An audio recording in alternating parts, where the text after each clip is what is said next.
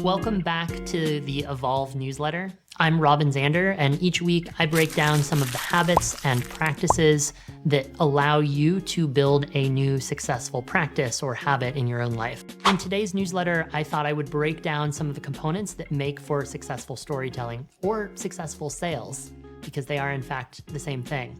As the founder of Zander Media, I have spent months and years pitching Zander Media. There have been days that have gone by where I would have 10 hours of back-to-back meetings, so 20 meetings in a day.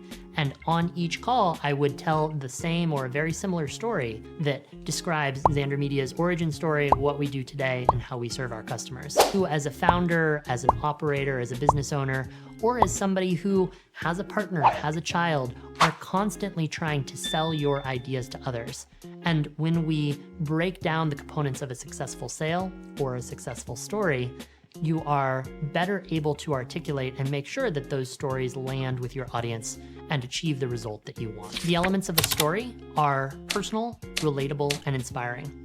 It has to be personal to you as the person telling the story. It needs to touch something that is true and authentic to you, because that then makes it relatable so that the person you're talking to can relate to you. And then finally, it has to be inspiring, in some way interesting, in some way aspirational, so that the person you are talking to wants to go towards the thing that you are inviting towards, the story that you are telling.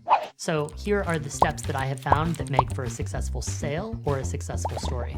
Everything is storytelling. Emotion is more important than rationality. Look to connect with your audience. People connect with people.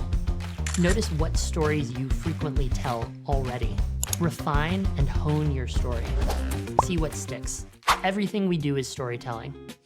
If you're selling to a customer, that is storytelling. But also if you're selling to your spouse what to have for dinner tonight, that too is storytelling and is sales.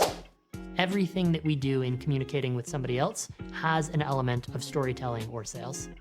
Emotion is more important than rationality. We like to think of ourselves as rational humans who behave very logically, but ultimately we make many of our decisions based on emotions, whether we're aware of them or not. Humans are social beings, and we prioritize connection. People buy from other people, not from brands. And so the more you are able to connect with your audience or the person that you're talking to, the better the long-term result. Notice what stories you tell. I'll share a brief anecdote.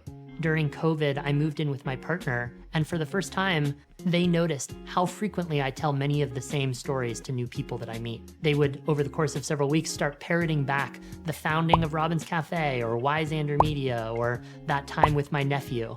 And what I realized is that we all tell so many of the same stories. Notice what stories you are already telling, and use those, leverage those, to connect with other people. Refine and hone your stories. Just as it's assumed that a comic would rehearse their bit many, many times before performing it on stage, or an athlete would practice their sport thousands of times before actually being in a game, it's okay to practice your story. Write it out, practice it with a friend. And then that brings me to my last step, which is look for feedback. Notice what lands, what sticks with an audience. As an example, when I'm telling the story of Robin's Cafe, 100% of the time I get a laugh when I tell people that I sold it on Craigslist. And I've realized that I always include that bit because I always get a laugh in response. So notice what lands with your audience and use that to your advantage. Everything is storytelling. Emotions beat rationality. Look for connection. People connect with other people. Notice what stories you frequently tell. Rehearse your set or your bit as often as you need to, and look for feedback. I hope these habits and these steps towards successfully selling or successfully telling your story are useful, and I look forward to seeing you next time. For more like this, be sure to check out my website, robinpzander.com.